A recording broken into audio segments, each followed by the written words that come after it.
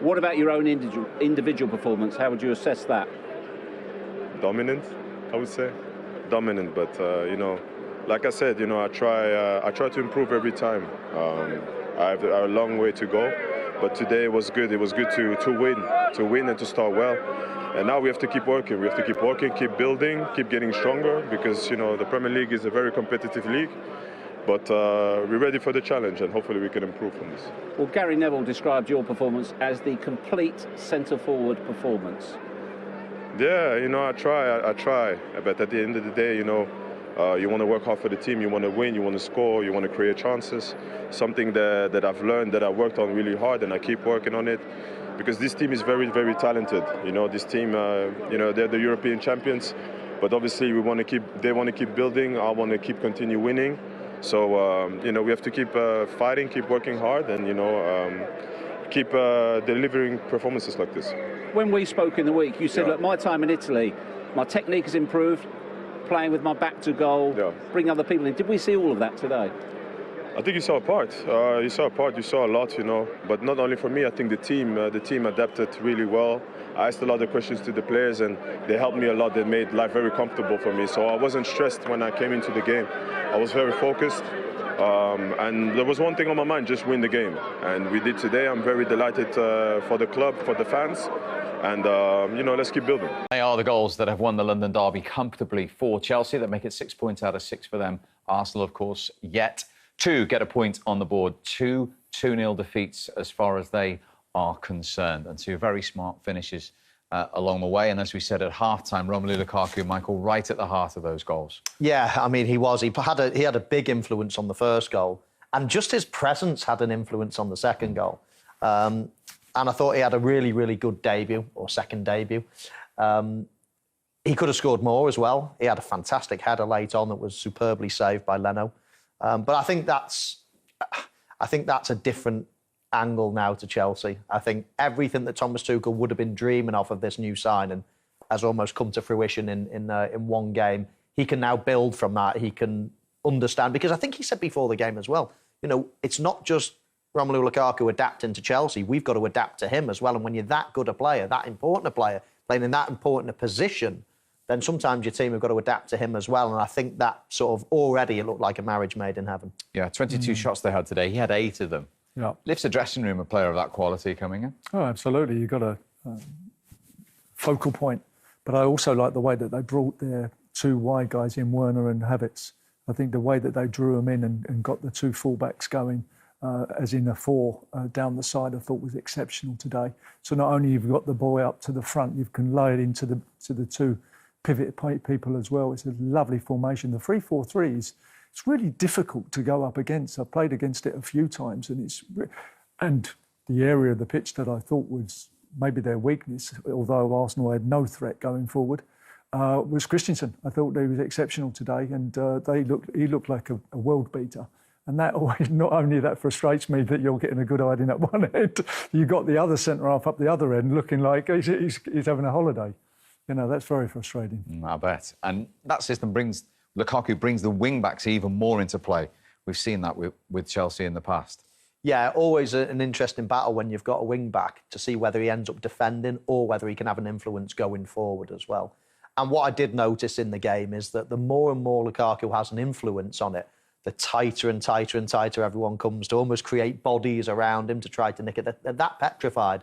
And all of a sudden, there's acres of space out wide. And we saw it in the first half in particular with Reece James bombing down that right-hand side, and both goals came from that. Yeah. And it's interesting, you mentioned Havertz there, because a big question last season was how does he fit in? Does Lukaku's arrival actually help him as well, then? 100%. I think, like Michael pointed out, with the Werner coming in and coming inside, you have them little pockets of space. You know, we didn't have it back in our days. There was one centre-forward at the time, left winger, that used to come inside to give us problems. A guy called John Barnes, Liverpool player, and they only kind of jumped inside all the time. And Lee Dixon was saying to me, the right back, "What do I have to go in there? What am I doing? What am I doing?" And we made the decision, because we're all leaders and we spoke about it, go on, in you go. But then you have someone to get in the space. You know, you have to figure that out. So I'm a little bit disappointed that he didn't organise that, Arteta, and saw the gaps. I said at half-time, this ain't working. You need to put Maitland-Niles in on that side, keep a back four to keep them spaces, because that's where they hurt us today. Yeah. Yeah, I mean, they're just a difficult team to play against, Chelsea, because they've not only got... I mean, they've always had star players, but now they've got a focal point as well. And once you've got that focal point, you know, so many players can run off it. You know, who do you mark? Who do you mark? Who do you focus on? You know, you focus on Lukaku for 1 minute, and then all of a sudden, you know, you've got the Werners with his pace. You know, you've got Havertz, who's going to get better and better in this team as well. So, and then you've got fullbacks that like bombing on as well, or wing backs. It's a very, very good team. And I said it before the show, or at the start of the show. I think the Premier League this year is as competitive at the top end. I think the top four this year really are going to battle it out for a long time. I think Manchester City and Liverpool have been ahead these last few years, but now I think Arsenal and possibly Manchester United as well are gathering pace. Well, talking of wing-backs, that leads us beautifully into one of Chelsea's goal scorers today, Reece James, who joins us live from the Emirates. Reece, thank you very much indeed for talking to us. Congratulations. How good does that feel, a London derby win away from home? Obviously, a great result here today. We knew coming here was going to be very tough. And obviously, when you lead 2 goals at half-time, you know they're going to have to come out basically all gun blazing in the second half. So they had a bit more of the ball in the second half, but we had to stick in there. How good was it, those away fans backing you as well? We heard the chant of Reece James. He's one of our own throughout that game. Yeah, it's very good having the fans back in the stadium. You know, it's a shame this game wasn't at the Bridge, but yeah, can't wait for the next one. And that feeling when you scored the goal, Michael Owen here was very impressed with that finish. Yeah, I mean, I don't score too many goals, but when I do, I try and make it a special one. Reece, I was watching with interest, especially before the game. We're just watching your goal here, but before the game, we were thinking Tierney's an attacking wide player. You're an attacking fullback as well. Where's it going to break here? Who's going to get the upper hand? And it was actually you that was doing more of the attacking. Is there any insight, or is there any, you know, things that you do during the game to make sure it's him that's on the back foot defending rather than you? No, I think that's a hard question to answer. You know, obviously teams have momentum in games, and sometimes you can't really control which teams got the upper hand. But today, you know, in the first half, we started well, and I had a lot of the ball. And we're just watching you finish going in there.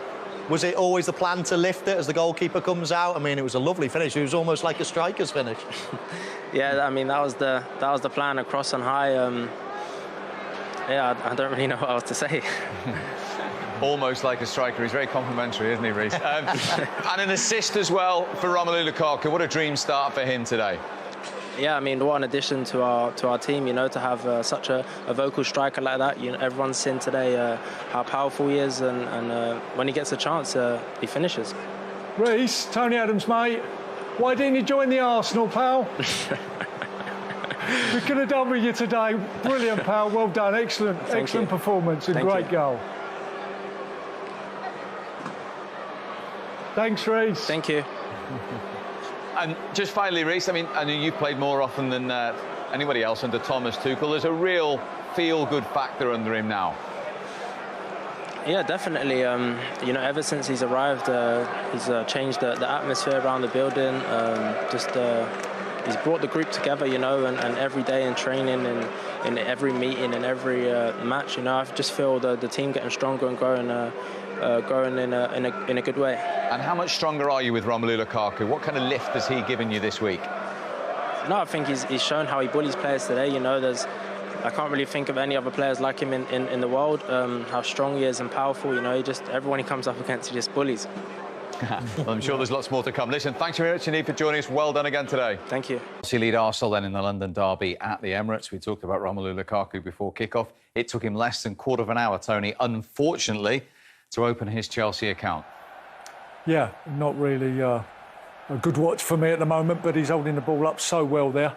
Lukaku's been a bit unplayable. Murray keeps on standing behind him, to be completely honest with you. It's not a way to actually to mark him, and Tini's very worried, and in they come. You know, he's come in too far, Kieran, and it's an easy slot across and a finish from Lukaku. Good centre-forward play, isn't it? Link in play, then the ball gets wide, then you get yourself into the box. It is bog-standard centre-forward play, what you're always taught as a kid, and he's just done it to perfection there. Holding the ball up, bring your men into play, turn and get in the box. And on the subject of holding the ball up, we actually heard from Romelu Lukaku before the game in our show, and he was talking about his improvement with his back to goal.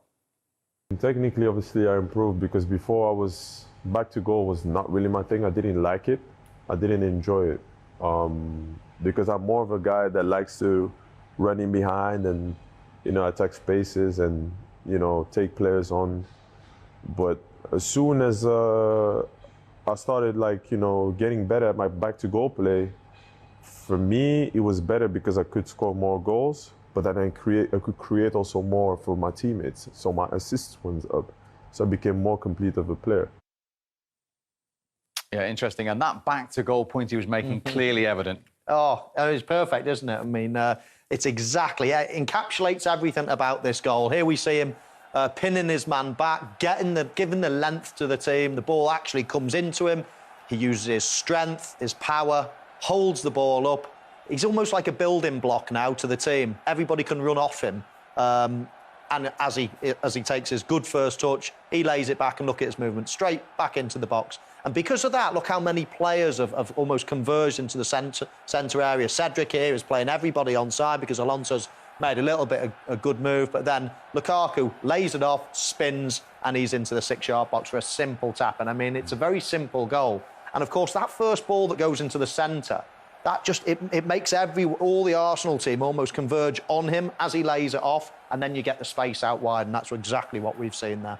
And the exact same thing could have happened to Arsenal again, Tony. Yeah, replica situation. This is a good switch play, actually. But like Michael said, the team has actually got so worried about that centre point into Lukaku. They're playing off of him all the time, and it's bringing all the full-backs in, and they've got the width with James on the other side. And then they're exposing us down the sides with the width. And, of course, it was the width that provided the second. How good a team goal was this from Chelsea? Yeah, it was a very good goal. You know, again, Lukaku is keeping the distance, and his little bit of movement as well towards the ball there just frees up that far area. And Reece James has been a thorn in the side all the time. It's normally Tierney attacking for Arsenal, but he's made sure Tierney's actually defending, doing something, Tony, that he's probably not best at either. Kieran Tierney. Listen, you know, for me, he's got to learn that side of the game, you know, but it's all coming from Lukaku. You know, and Mari's not been able to handle Lukaku. You know, it's schoolboy stuff. You don't mark behind him. You know, at least get alongside and stop the ball coming into it.